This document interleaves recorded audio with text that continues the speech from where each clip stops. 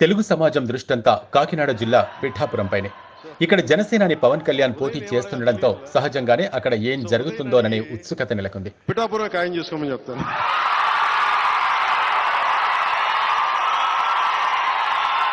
పిఠాపురంపై అధికార party YCP ప్రత్యేక దృష్టి సారించింది.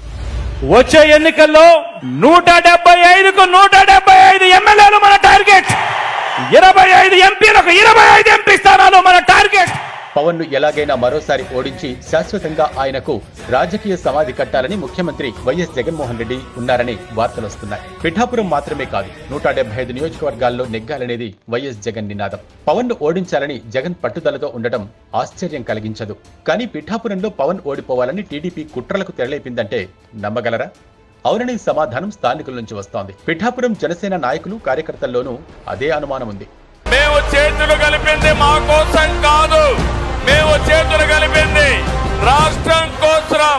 వర్మను అడ్డు పెట్టుకుని చంద్రబాబు, లోకేష్ నాటకాలాడుతున్నారనే చర్చకు తెరలేచింది. పిఠాపురం లేదా భీమవరంలో పవన్ పోటీ చేస్తారని ఏడాది కాలంగా విస్తృతమైన ప్రచారం జరుగుతోంది. పిఠాపురంలో కాపుల ఓట్లు ఎక్కువగా ఉండటంతో పోటీ చేసేందుకు పవన్ మొగ్గు చూపుతున్నారని చాలా కాలంగా వినిపిస్తున్న మాట. పిఠాపురంలో పోటీ విషయమై చంద్రబాబు, లోకేష్లకు పవన్ ముందే సమాచారం ఇచ్చారు. అలాంటప్పుడు పిఠాపురంలో పవన్ సేఫ్ గా ల్యాండ్ కావడానికి బాధ్యతాయుతమైన మిత్రపక్షం అధినేతగా చంద్రబాబు, లోకేష్ చర్యలు తీసుకుని ఉండాలి.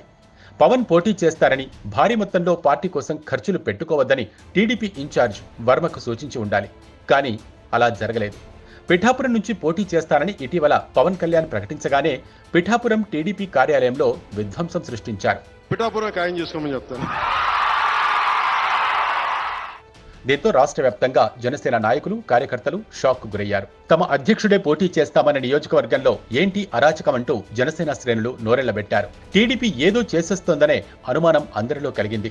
బయటపడకపోయినప్పటికీ అదే నిజం. పిఠాపురంలో పవన్ పోటీ చేయటం మాజీ మంత్రి, టీడీపీ సీనియర్ నేత యనమల రామకృష్ణుడికి అస్సలు నచ్చలేదు. ఇక ఆయన గెలుపును మాజీ మంత్రి యనమల అస్సలు ఆకాంక్షించరు. సహజంగా కాపు వ్యతిరేకిగా యనమలను ఉభయ గోదావరి జిల్లాల వాసులు గుర్తిస్తారు. పిఠాపురం టీడీపీ ఇన్ఛార్జ్ వర్మతో యనమలకు మంచి సంబంధాలున్నాయి. పవన్ ఓటమిని ముఖ్యమంత్రి వైఎస్ జగన్ కంటే ఎక్కువగా చంద్రబాబు నాయుడు, లోకేష్, యనమల రామకృష్ణుడు కోరుకుంటున్నారంటే అతిశయోక్తి కాదు, ఆశ్చర్యం కలిగించొచ్చు. కానీ రాజకీయం అంటే ఇదే మరి. పైకి కనిపించేవి, మాట్లాడేవి ఏవీ నిజం కాదు. పిఠాపురంలో పవన్ గెలిస్తే కాకినాడ జిల్లాలో ఆయన పెత్తనం పెరుగుతుందని యనమల భయం. అలాగే పవన్ గెలిస్తే అన్నింటికీ అడ్డంకే అని చంద్రబాబు, లోకేష్ భయం. పక్కలో బెల్లం పెట్టుకోవడానికి ఎవరు మాత్రం ఇష్టపడతారు? అసలే చంద్రబాబు నేపథ్యం తెలిసిన వారెవరైనా పవన్ గెలుపును కోరుకుంటారంటే నమ్మే పరిస్థితి ఉండదు. అందుకే వర్మను గిల్లి విధ్వంసానికి పాల్పడేలా చేశారనే బలమైన వాదన ఆ నియోజకవర్గంలో ఉంది. పిఠాపురంలో పవన్ పోటీ ప్రకటన ఆశ్చర్యం కలిగించేది కాదు. పవన్ ప్రకటించగానే వర్మ ఓవర్ రియాక్షన్ వెనుక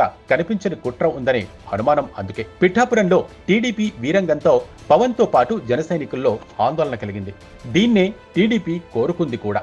పాహిమాం అంటూ తమను పవన్, జనసేన కార్యకర్తలు, నాయకులు శరణు కోరాలని చంద్రబాబు, లోకేష్ వ్యూహాత్మకంగా వర్మతో నాటకాన్ని రక్తి కట్టించారు. చివరికి అదే జరిగింది. పిఠాపురంలో తనకు ఎలాంటి సమస్యలు లేకుండా చేయాలని చంద్రబాబును పవన్ కోరారు. దీంతో వర్మను పిలిపించుకుని చంద్రబాబు ఎమ్మెల్సీ హామీ ఇచ్చి సర్దుబాటు చేసినట్టు పిక్చర్ ఇచ్చారు. పిఠాపురంలో పోటీ చేస్తా అనే ప్రకటనతో రెచ్చిపోయిన వర్మ ఒక్కసారిగా కూలయ్యారంటే ఆ మాత్రం కుట్రల్ని అర్థం చేసుకోలేని అమాయక స్థితిలో జనం ఉంటారని ఎలా అనుకున్నారో మరి. భవిష్యత్తులో కూడా వర్మ ఎలా వ్యవహరిస్తారో అని బిక్కుబిక్కుమంటూ పవన్ తో పాటు జన సైనికులు భయంతో బతుకుతూ చంద్రబాబు, లోకేష్లను బతిమిలాడుతూ ఉండాలనేది కుట్ర. ప్రస్తుతానికి చంద్రబాబు, లోకేష్, యనమల, వర్మ కలిసి చేసిన కుట్ర విజయవంతమైంది. రానున్న రోజుల్లో ఏం జరుగుతుందో చెప్పలేం. పిఠాపురంలో పవన్ ను ఓడించేందుకు జగన్ ఏదో చేస్తున్నారనే ప్రచారం జరుగుతోంది. కానీ పవన్ ను ఓడించేందుకు చాప కింద నీరులా కనిపించని కుట్ర సజీవంగా ఉంది. ఈ వాస్తవాన్ని జనసేన గుర్తించి అప్రమత్తం అయితేనే పిఠాపురంలో పవన్ పరువు నిలబడుతుంది.